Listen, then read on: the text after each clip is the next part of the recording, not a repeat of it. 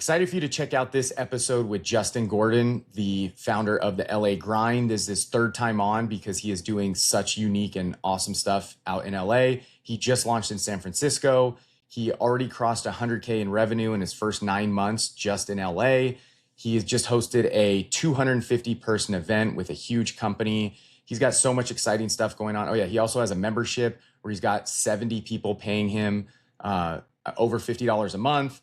This is just really interesting stuff for anybody in local media wanting to bring people together to build in-person events, build a real community, which truly is the future, in my opinion, because of where everything is happening in AI. We all should be thinking about this as much as we can. So this is a great episode. You'll be happy you listen to this one and learn more from Justin, one of the best in local media and in person. So before we get into it, make sure you check out Lightbreak, our repurposing software for newsletters and social media at lightbreak.ai. Again, if you're already creating content, you can make your newsletters in under 10 minutes. And then jump in the free Discord. Again, link should be down below. Chat with other local media founders. And if you need any help with meta ads or helping you get a local media brand off the ground, just go to my website at Local Media HQ, reach out to me. All right, thanks. On to the show. Hey everyone, TJ Larkin here, and I am here with Justin Gordon again for the third time. Stoked to have him, the most requested and most frequent guest. So thanks for being here again, Justin. Excited. This is always fun. Yeah, absolutely. So if you guys haven't seen Justin before, I highly recommend you go check out his episodes. It's actually really interesting because of the journey so far. You know, he was first on when he had just recently started the LA Grind. Then he was on a couple months ago as it's starting to really take off, and now he's crushing even more. Want to get some more ideas from him. So maybe just for anybody who hasn't heard though, Justin, just super quick background about the LA Grind, and actually now you have SF Grind and just what you're doing. Yeah, so I started the LA Grind in May of last year, so it's about 9 months in or so now. It's about 9,000 plus subscribers, and the SF Grind launched in December of last year, so that's almost 2,000 subscribers. And I host a bunch of events to bring those people together. So we've probably done over 50 events between the two cities since starting those, and so grown that through meta ads and organic, a mixture of both. Obviously, a huge chunk of meta ads to grow those, but the core thesis from the beginning was bringing together the startup communities in both those cities. And so I wanted to bring together the founders, the investors, the operators through events and media, and using kind of this local media model, which I love so much, to bring people together. And so it's been great so far. We've got a lot going on, and I'm excited for the future. Yeah. Again, I think I talk about this a lot on the show. Just in general, again, you're niche down to startups, VCs, that whole world.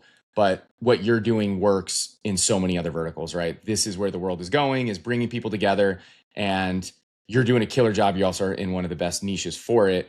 But it's just exciting to see you and other people doing this, like really bringing people together, because it is not going to stop. And I think everybody doing local media needs to be thinking about how you can bring people together in person, because that is what they already want it now for sure. But oh my goodness, by 2027, if you're not playing with Claude Code yet, I'm going to say it again. People are probably tired of me saying it, but you will see why people will not trust the internet, right? So anyways, so give us an update since you were last on. I don't know what it was, 2-3 months ago, something like that. So you launched the SF Grind, but I know in LA you just hosted your biggest event ever, and I know you got a lot going on. You're hosting a ton of events, but what are some updates since you were last on? Yeah, so let's see, since the last time. So I've passed 100,000 revenue since starting the LA Grind. That's a mixture of sponsorships across the newsletter, sponsorships of events. I have a membership in LA, which is about 70 members now, which has been going great. So it's like this funnel of sorts is, you run ads to the newsletter. From the newsletter, you have some free events, you have some paid events. And then from those events, people enjoy the experience of the events. They're willing to come to more. They want more access to people. They want to see people more frequently. Then I have this membership called the LA Grind Club. I kind of launched that on a whim in August or September of last year. And then it's just kind of continued to grow every month. I put it in the newsletter to promote it. At every event, people know that they can get access to more events through that. And so I kind of use free events to drive attention and growth as well for the paid membership. But then also different events from there are sponsored. So sponsors typically want to work with a certain niche audience. So for mine, it's like they want to get in front of founders. It's the core thing. A lot of times it's venture-backed founders, but even if you work with founders, work with sponsors like law firms or software providers, they'll work with bootstrap founders. They're fine with that too. It just depends on like who their audience is. But it's all gone pretty well. The big event we just hosted was in partnership with Long Angle, which is just like a private investment community. And they approached me through the newsletter. And so I'm always pretty wary of partnerships in general, just because it can take so much time and not always be worth it. But when you find an organization like that, that's really good, you definitely find any way you can to partner with them. And that materialized from a 30 to 40 person dinner into let's do 250 people before NBA All-Star weekend, a nice house, and have a private chef, open bar. We had artwork curated on the walls, like everything to get a great experience for people. And that was paid for by sponsors. And so that actually was insane to get sponsors. That was pushing for weeks to then finally close the week of the event. But when you keep doing events and people keep showing up and you build these relationships with sponsors over time, they all kind of come together. Like one of the sponsors we had was JustWorks, and JustWorks have been working on literally for months and months to do an event with me. They just takes time. They move slowly because they're a big company, but they have massive budgets, so it's like worth it to get the time to do that. Same with Citizens Private Bank. This is the first event I had Citizens sponsored. I started talking with them like a year ago before I even launched the LA Grind about a different event, and it just continued to chat with them over time. And then AE Studio is the other one where it's like I've worked with them repeatedly over time. And then as you have more and more events, you build partnerships with these different brands. So you have different events for them, different experiments to try out. They're willing to do it because they trust you. Because you brought in new people, you give them a chance to get the event, typically give them access to the guest list and all of that. And then coming up is SF. Like this week, I actually have 3 events in SF: a founder dinner, founder breakfast, and another event on Sunday. And depending, obviously, when this is released, that'll be in the past. But that all stemmed from a very early demand, super early demand from sponsors to get in front of people in SF. So I had a newsletter already. It was like those relationships. A lot of those people have their LA counterparts. And then when I launched SF, it's like you tell the company, I'm also doing SF, and you can close sponsor deals that way. So it's been a crazy few months, even since we chatted, to get both revenue stuff, with membership growing, with different event formats. But the core of it always is like kind of rinse and repeat the same thing. Keep showing up, keep supporting, keep posting for people, and then in the background, the newsletter continues to grow every month. That's awesome, man. So excited and happy for your success here. Tell me, because I don't even think I fully understand. I do mostly, I think, but I want to be clear. When you say sponsors at events, what are they getting? Like what, I assume we're talking in the thousands, right? Especially, I mean, imagine for the 250 person event, but they're paying real big, decent money here. What is it that they're getting? Yeah. So depending on the event, it kind of changes a little bit. So if you have something that's a bit, as a core thing, they want to be, obviously they're getting access to the event itself. So some events I host are just for founders. So you're not getting access without that if you're not a founder, right? So there's always that sort of thing. You want to be able to talk to attendees. And so typically they have a minute or 2 or 3 to speak at the event. It's a dinner.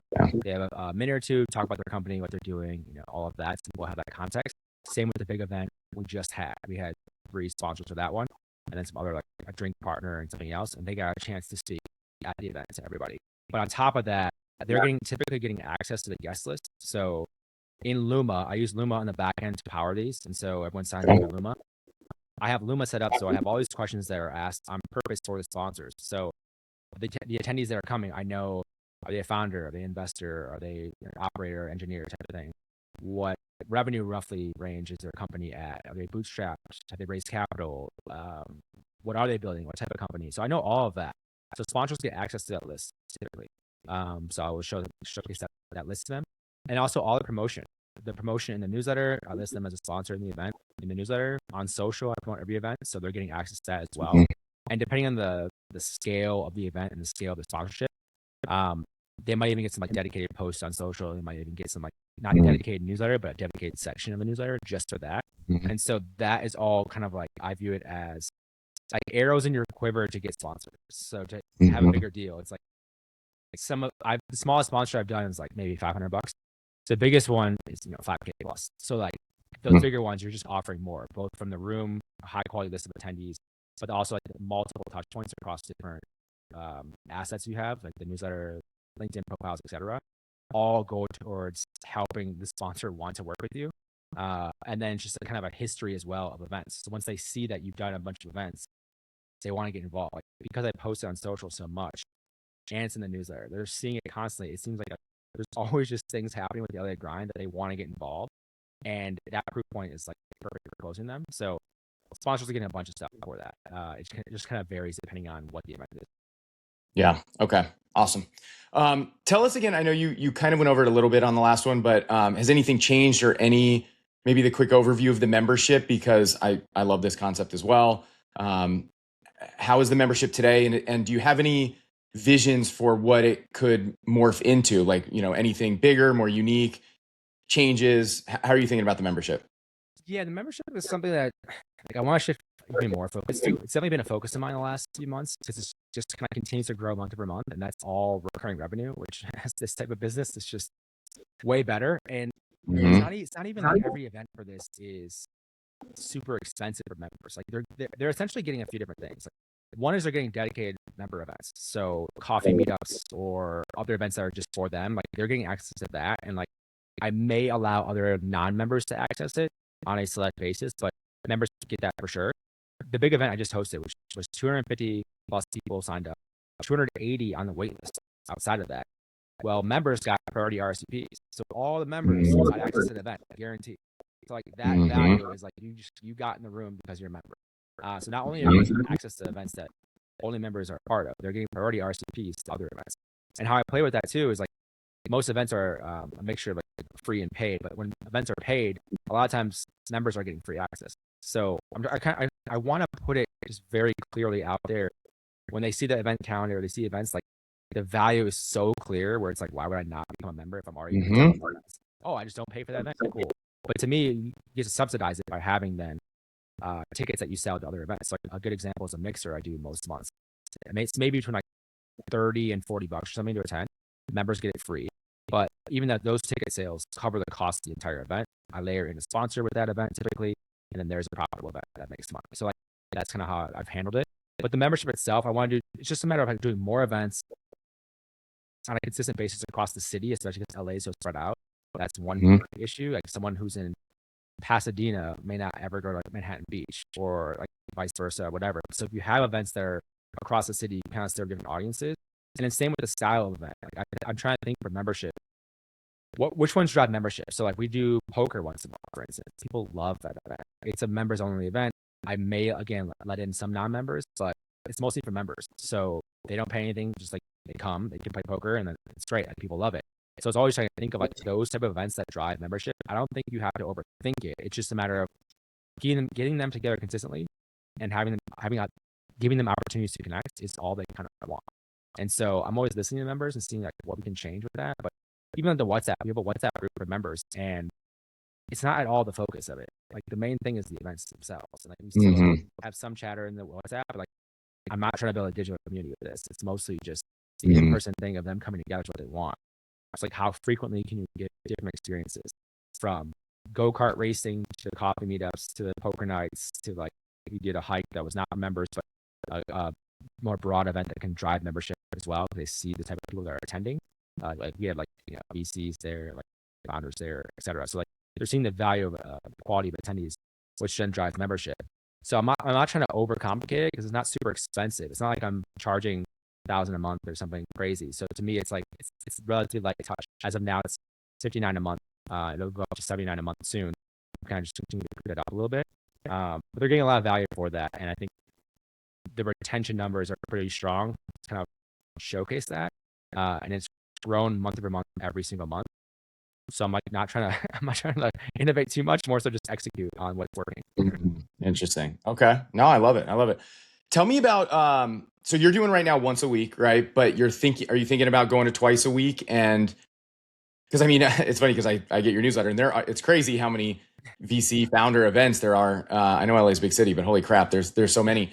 Um, so you're thinking about doing a second newsletter. What are you thinking about as far as content wise related to that? Yeah, I mean, like I think once a week newsletter, especially with these cities, so LA and SF. I'm showcasing already the events I'm hosting, other events that are happening in the cities, venture deals, opportunities for jobs, and also different like, things that are fun for living in the city. There's just only so much real estate you have in one edition. Like it gets cut Mm-hmm. off when you have so many links Yep. in there. Like SF has so many events going on, and we can't include every event. It's just too insane. But there's already so many events and so many venture deals that are going on. We have to kind of evolve. So The second edition, I think, is going to be like one. It will still highlight some events I think that are coming up. So like the normal editions go out Monday right now. I think what I'll end up doing is a mixture of profiles of founders, profiles of investors, profiles of interesting people in the city that you just wouldn't get otherwise. And so there's so many interesting people on these lists, so many interesting people coming to the events. I want to highlight them, showcase like who are building interesting stuff in the cities. Like I think it's a no-brainer, especially like I was saying Hmm. before the call, like with AI, like that's something I can't like replicate. Like I can't like get Hmm. the information out of someone. Like you have to actually just do that. And so that as an expansion to content, I think will both drive membership because I can highlight members that way, but also then be more interesting people want to read. Like who else is in the city? Oh, they're in Culver City, and I like cool. I want to go talk to them. Like it's just that type of thing to build community within the newsletter itself is super tempting to me. So I'm trying to think of things like that. And the other thing, because my niche here of like startup world is I'm really thinking about doing some type of deal flow newsletter. Um, Hmm. I have a lot of people who are raising capital who are on the newsletter. I have a lot of investors on the newsletters, both of them. So then it's like I had the idea a long time ago of doing some more type of like deal flow, people raising, etc. Like highlight investors and also people raising in different areas. That's also something I've thought of. So in my ideal world, it's like we have the Monday newsletter, which has the curation events. We have maybe a Wednesday newsletter or Thursday newsletter that's like a deal flow. Here's some deals going down, recent deals. Focus on that. Like who's raising capital? Like can we help connect people? That's obviously worth a lot. And then the last one on like a Friday or maybe it's Thursday, whatever, is more of the profiles. And it could be multiple profiles in one newsletter. It could just be one profile. It's like really showcasing people in that city. I think that format's interesting. I think the last one I would do, which has not been the focus, but I did have really strong poll demand when I did a poll newsletter, was just like once a week curated top news stories, headlines, whatever in the Hmm. city.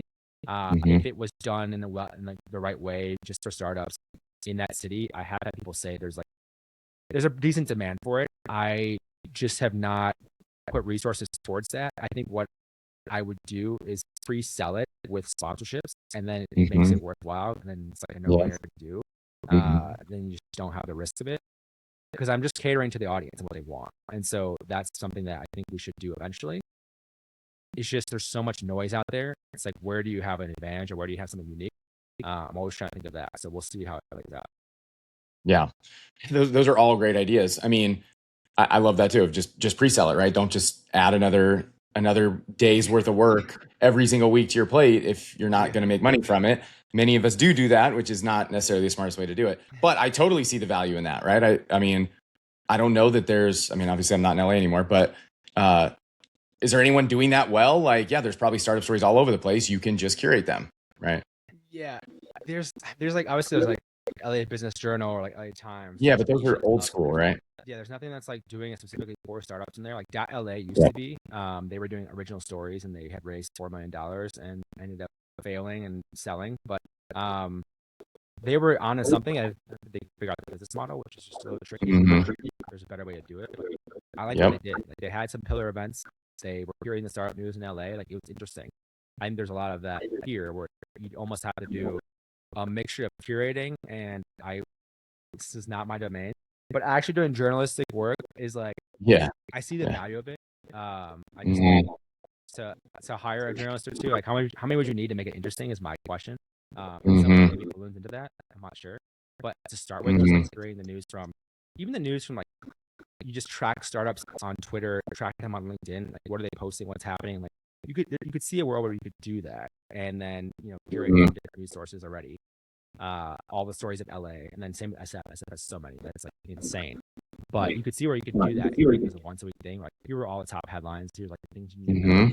Maybe we have our little thoughts on it. And then it becomes more of like a 2, 3, 4 time a week newsletter that still is a really lean team. Like I have a writer who's in South America who helps with a bunch of stuff, and so it's not crazy expensive. But if you're doing that, yeah, find the right sources. Are they in the know? Are they on Twitter looking at stuff or X?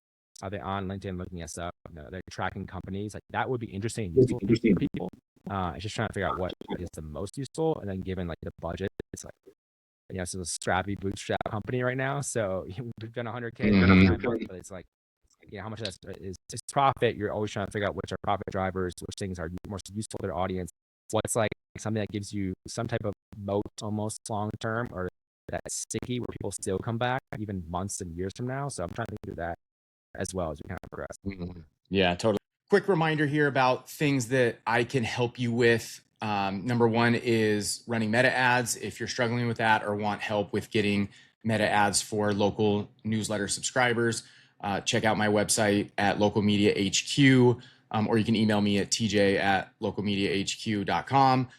Also, check out what we're doing as far as managing local newsletters for people or businesses who want to run local media brands in their community. I can help with that. And then finally, make sure you check out the software lightbreak.ai, where we are making newsletter creation very easy for local media people, as well as YouTubers or podcasters as well. That kind of accidentally turned into something that's insanely valuable. So if you're creating a podcast or a YouTube and you want to have a newsletter for it, we can do that extremely easily for you and make it beautiful and quality for your audience. So check us out, any of those places. And back to the show. Well, I think, and I've seen this in another newsletter that I shared with you earlier, but I think not only in the kind of more startup or B2B, but even in a regular newsletter, I think featuring local people and like bringing in custom, like you doing it, whether you interview them or whatever it is, featuring real people and bringing that humanity that only you can do, that is not a curation system.